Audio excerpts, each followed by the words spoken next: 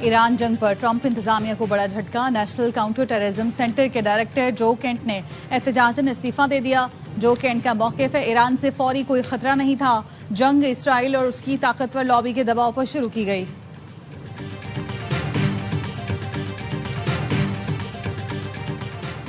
Israeli वजीर दिफा का हमले में ईरान के सिक्योरिटी चीफ अली लारेजानी को निशाना बनाने का दावा। ईरानी सरकारी मीडिया ने दावा मुस्तरद कर दिया। इसराइली फौज का तेहरान पर हमले में बसीज फोर्स के कमांडर गुलाम रजा सुलेमानी को भी शहीद करने का दावा।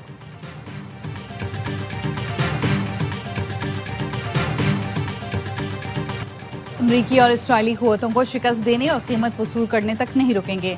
ईरानी सुप्रीम लीडर मुश्तबा खामनाई का पैगाम, कहा उनके साथ अमन का ये मुनासिब वक्त नहीं है। तर्जुमान पासदारान इनकलाब का कहना है, जंगों का फैसला सोशल मीडिया पर नहीं मैदान में होता है। अमरीकी मिशन का नाम एपिक फ्यूरी नहीं, एपिक फेयर होना चाहिए। ईरान वो जगह है जहां आप और आपकी अफवाज आने की हिम्मत नहीं करती।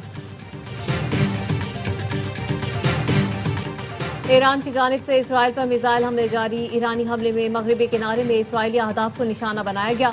कमांड एंड कंट्रोल मराकज भी निशाना बने। ईरान के खैबर शिकन और कदम मिसाइलों ने इसराइल में तबाही फैला दी। कई इमारतें और गाड़ियां तबाह हुई।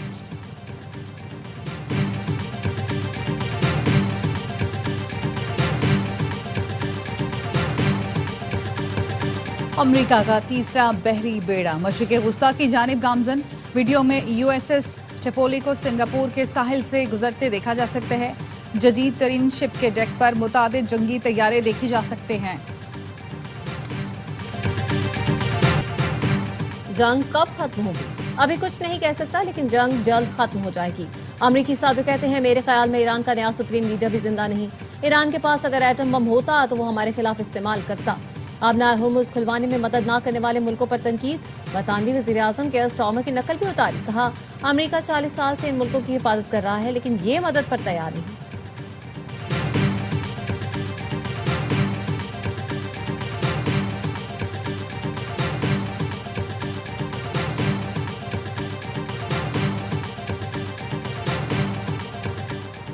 अमरीकी चालों की समझ नहीं आ रही, ना जंग के मकासद के बारे में बताया गया। कोई भी आबना हुर्मुज़ में अपने लोगों की जान खतरे में डालने को तैयार नहीं।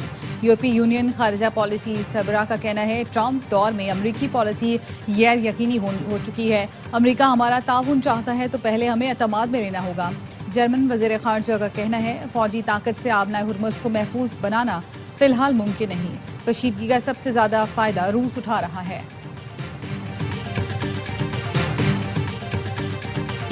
अफगान तालिबान रजीम का अस्पताल पर हमले का प्रोपेगेंडा बेनकाब। वजारत इत्तलात के मुताबिक कार्रवाई में पाक फौज ने कैंप फिनिक्स को निशाना बनाया, जो कि उम्मीद अस्पताल से कई किलोमीटर के फासले पर है।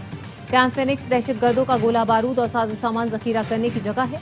तस्वीर में वाज़ेह तौर पर देखा जा सकता है, अस्पताल दहशतगर्दी के बुनियादी ढांचे के मुकाबले में कसीरुल मंजिला ढांचा है। वजारत इत्तलात के मुताबिक तर्जुमान अफगान तालिबान ने हालिया हलाकतों के इल्जाम के लिए 2023 की तस्वीर इस्तेमाल की। ये तस्वीर मई 2023 में भी अफगान तालिबान की वजारत दाखिला की जानिब से शेयर की गई थी। इक़दाम का मकसद गलत मालूमात के जरिए अवामी तासुर को गुमराह करना है।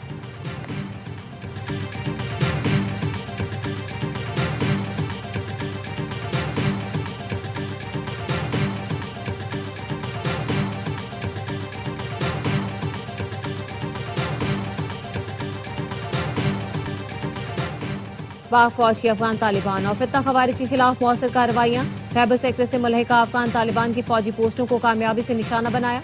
सिक्योरिटी जराये के मुताबिक पाक फौज ने एंटी टैंक गाइडेड मिसाइल से पोस्टों को तबाह किया।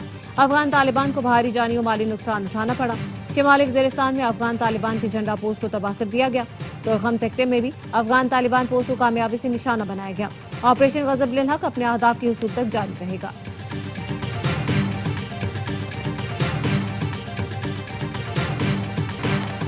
पाक फौज ने अफगान तालिबान की फौजी तंसीबात को निशाना बनाया। अफगान जरीदे की भी तस्दीक। अफगानिस्तान इंटरनेशनल के मुताबिक पाकिस्तान ने पीर की रात काबुल में फितना खवारिज अफगान तालिबान के एक कैंप को निशाना बनाया। हमलों के बाद तालिबान ने खुद करीबी मनशियात के आदि अफराद के अस्पताल को आग लगाई। तस्वीरों में अस्पताल का साइन बोर्ड बरकरार है और इमारत जल रही है। अफगान तालिबान का दावा है, अस्पताल पर हमले में सैकड़ों अफराद मारे गए। 20 लाशों की भी तस्वीरें जारी नहीं की। तालिबान मीडिया की जानिब से एक वीडियो जारी की गई है, जिसमें जख्मी शख्स ने बयान दिया, पाकिस्तान ने क्लिनिक से तकरीबन 200 मीटर दूर अहदाफ पर बमबारी।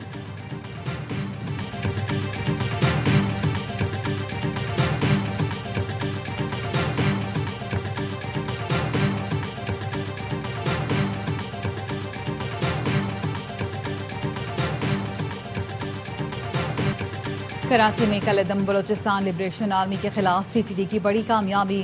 शाह लतीफ टाउन मलीर में 17 फरवरी को मारा जाने वाला दहशतगर्द बीएलए का अहम कमांडर निकला। सुहेल बलोच उर्फ गरक फितना हिंदुस्तान का बदनाम दहशतगर्द था। खुजदार में डिप्टी कमिश्नर पंजगोर जाकिर बलोच की टारगेट किलिंग समेत 50 से ज्यादा सिक्योरिटी एहलकारों और शहरियों के कत्ल में मुलव्विस था। जाफर एक्सप्रेस हमले के लिए 5 खुदकुश बम्बार भी सुहेल बलोच ने भेजे थे।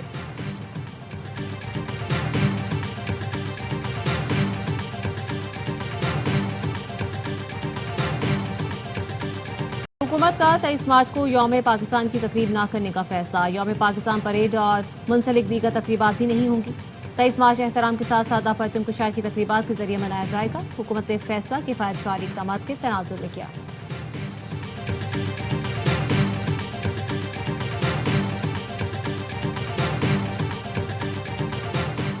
वफाकी वज़ीर दाखिला मोहसिन नकवी और वज़ीर खजाना मोहम्मद औरंगजेब की ज़ेर सदारत इजलास। मनी लॉन्ड्रिंग और हुंडी माफिया के खिलाफ भरपूर क्रैकडाउन का फैसला। स्टेट बैंक और FIA का ज्वाइंट वर्किंग ग्रुप तश्कील दिया जाएगा। वफाकी वुज़रा का कहना था हवाला हुंडी का कारोबार किसी सूरत बर्दाश्त नहीं किया जाएगा।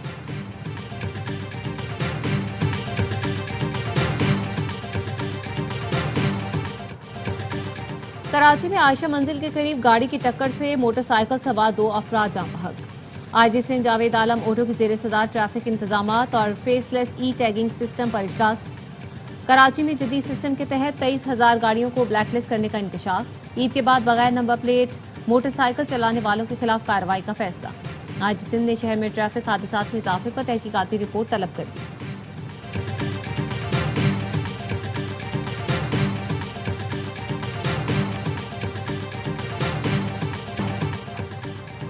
जरूरियात के मुताबिक मुल्क में पेट्रोलियम मसनूआत का जखीरा मौजूद है। ईंधन की बचत और किफायत शुआरी के इकदाम से मुतालिक इजलास में वज़ीर आज़म को ब्रीफिंग।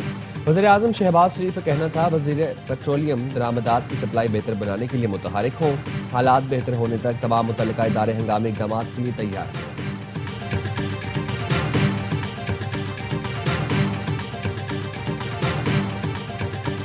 अमेरिका ईरान जंग के बायस खित्ते में कशीदगी, ईंधन का बहरान सर उठाने लगा। मुमकिन बहरान से निपटने के लिए हुकूमत पाकिस्तान के पास 2 ऑप्शन रह गए। पहला ऑप्शन आलमी मंडी के मुताबिक पेट्रोलियम मसनूआत की कीमतों में इजाफा। दूसरा ऑप्शन QR कोड के जरिए फ्यूल राशनिंग सिस्टम मुतारिफ कराना है, जिसके तहत गाड़ियों को हफ्तावार महदूद मिकदार में पेट्रोल फराहम किया जाता है। श्रीलंका समेत खित्ते के मुख्तलिफ मुल्क फ्यूल राशनिंग का सिस्टम पहले ही मुतारिफ करा चुके हैं। माहिर मईशत आबिद सुलेही का कहना है स्कूल और दफातर खुले रखने हैं तो राशनिंग के ऑप्शन पर जाना होगा। माहिर तवानाई खालिद वलीद ने कहा हुकूमत सोलर एनर्जी का ऑप्शन भी इस्तेमाल करे। हुकूमत के इस ऑप्शन पर जाए। आप भी अपनी कीमती आरा से हमें व्हाट्सएप मैसेज के जरिए आगाह करें।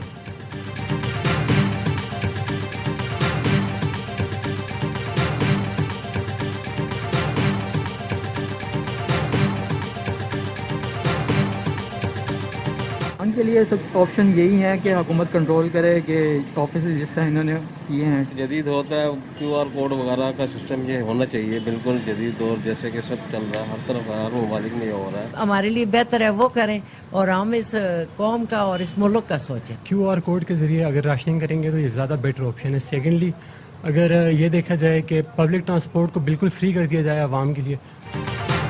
तवानाई के संगीन बहरान से निपटने के लिए बेहतर हिकमत अमली बनाना होगी। मुल्क भर के आवाम का कहना है पेट्रोल मजीद महंगा करने के बजाय इस्तेमाल कम किया जाए। QR कोड के जरिए पेट्रोल दिया जाए, महंगा भी नहीं होगा और मुल्क भी चलता रहेगा।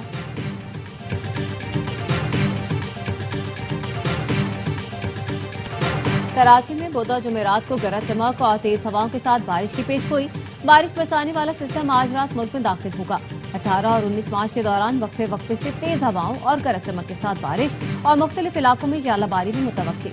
मरी, गलियात, इस्लामाबाद और पंजाब में वक्फे वक्फे से बारिश और यालाबारी का इम्कान। खैबर पख्तूनख्वा, गिलगित बल्तिस्तान और कश्मीर में मूसलाधार बारिश की तवक्को।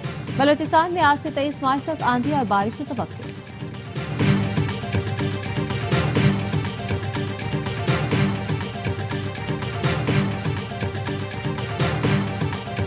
ईद उल फितर की तैयारी, शहर शहर खरीदारी। महंगाई ने ईद की तैयारियों को दुगना कर दिया। इस्लामाबाद में ईद शॉपिंग का रश मामूल से कम। शहरियों की विंडो शॉपिंग, मर्द, खवातीन और बच्चों की शॉपिंग को तरजीह देने लगे। चमन के ताजरों का कहना है बाजार में गहमा गहमी होने के बावजूद कारोबार तवक्कुआत के मुताबिक नहीं हो रहा। पेशावर में नौजवानों की नित नए डिजाइन के वेस्ट कोट की खरीदारी। सोने और चांदी की कीमतों में इजाफा। फी तोला सोना 1,000 रुपए महंगा होकर 5,23,762 रुपए का हो गया। बैनुल-अक़वामी मार्केट में फी ऑन सोना $10 इजाफे से $5,010 का हो गया। फी तोला चांदी 128 रुपए इजाफे से 8,569 रुपए की हो गई।